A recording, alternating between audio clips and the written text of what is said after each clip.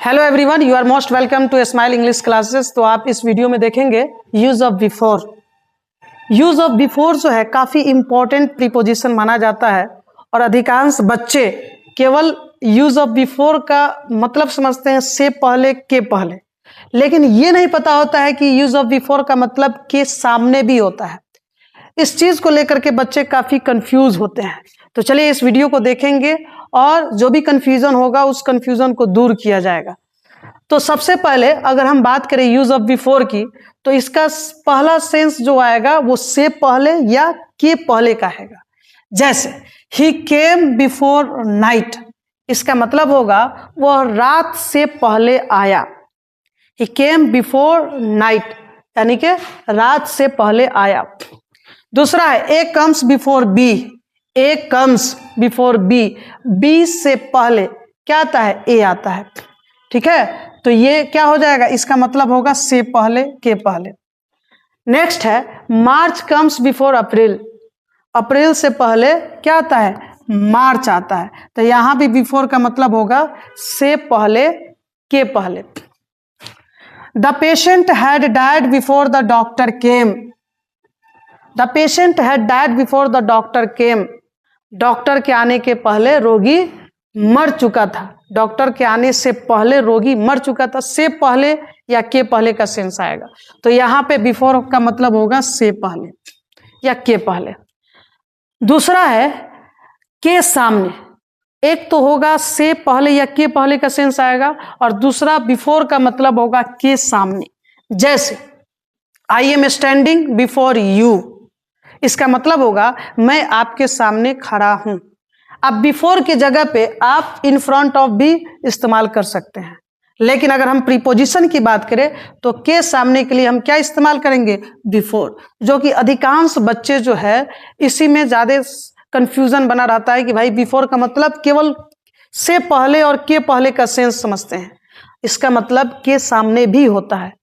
He stood before the जज। अब इसका मतलब होगा वह जज के सामने खड़ा था। वह जज के सामने खड़ा था। दूसरा है she was standing before the police inspector. She was standing, वह खड़ी थी, before the police inspector, police inspector के सामने खड़ी थी। यहां पे होगा बिफोर का मतलब के सामने। नेक्स्ट है he said it before witness. उसने इसे कहा बिफोर विटनेस, उसने गवाह के सामने इसे कहा। ठीक है, तो ये काफी इंपॉर्टेंट है और इस वीडियो को अगर आप बेहतर तरीके से ध्यान से देखेंगे तो इसमें कोई दिक्कत नहीं होने वाला है। अब आते हैं यूज ऑफ आफ्टर।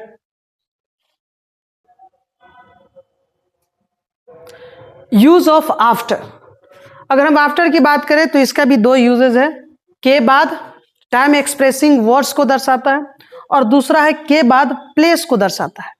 तो चलिए इस एग्जाम्पल को हम देखेंगे और एक एक चीज को हम लोग समझने का प्रयास करेंगे। के बाद का सेंस आएगा टाइम एक्सप्रेसिंग वर्ड्स को दर्शाने के लिए। जैसे ही केम आफ्टर 10 o'clock, वह 10 बजे के बाद आया। यहां पे 10 बजे जो है ये टाइम को दर्शा रहा है। ठीक है, जून कम्स आफ्टर मई। जून कम्स आफ्टर मई, मई के बाद क्या आता है? जून आता है। तो यहां पे आफ्टर का मतलब होगा के बाद। यहां भी समय को ही इंडिकेट किया जा रहा है, टाइम को इंडिकेट किया जा रहा है। नेक्स्ट है Monday comes after Sunday. Sunday के बाद क्या आता है? तो मंडे आता है। संडे के बाद मंडे आता है। ठीक है, अब आते हैं यूज ऑफ आफ्टर का दूसरा जो यूज है वो है के बाद। इसका भी मतलब होगा के बाद, लेकिन यहां पे सेंस आएगा प्लेस को दर्शाएगा, स्थान को दर्शाएगा।